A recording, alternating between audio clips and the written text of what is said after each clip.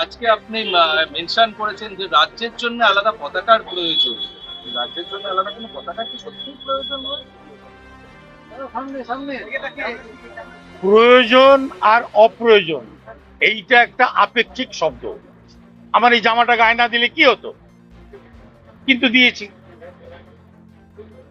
একটা জাতি তার ভাষা, তার সাহিত্য, তার সংস্কৃতি, সে নিয়ে তার পরিচিতি গড়ে ওঠে। যে জাতির ভাষা, সাহিত্য, সংস্কৃতি শক্তিশালী, সারা পৃথিবীতে সেই জাতি শক্তিশালী জাতি বলে পরিগণিত হয়। বাঙালি জাতি সাহিত্যে, সংস্কৃতিতে, মেধায় একটি উন্নত জাতি হিসাবে পরিচিত।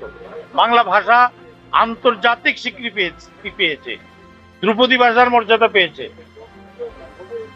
ভারতবর্ষের বিভিন্ন প্রান্তে আমরা দেখেছি, জেনেছি যে অনেক রাজ্যের নিজস্ব ভাষা, নিজস্ব সঙ্গীত আছে, নিজস্ব পতাকা আছে, অনেক রাজ্যের আছে।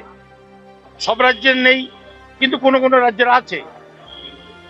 তাহলে আমাদের যখন একটা রাজ্য সঙ্গীত এত বছর পরে মাননীয় মমতা ব্যানার্জির সদিচ্ছায় এবং আমাদের জাতিকে গর্বিত করার জন্য, অহংকৃত করার জন্য একটি রাজ্য সঙ্গীত উপহার দিয়েছেন মাননীয় মুখ্যমন্ত্রীর কাছে এবং বিধানসভার সমস্ত সদস্যদের কাছে, সরকার পক্ষ, বিরোধীদের পক্ষ, সবার কাছে আমি একটা আবেদন রেখেছি যে অন্যান্য রাজ্যের যখন রাজ্য সঙ্গীত আছে, রাজ্যের পতাকা আছে, আমাদের রাজ্য সঙ্গীত আমরা পেয়েছি, আমাদের রাজ্যের জন্য একটা নিজস্ব পতাকা ভাবনা চিন্তা করা হোক, যে পতাকার মধ্যে দিয়ে আমাদের রাজ্যের সংস্কৃতি, কৃষ্টি, নিজস্ব পরিচিতির প্রকাশ পাবে। এটা আমি একটা আবেদন রেখেছি। এবার সবাই মিলে বিবেচনা করবেন।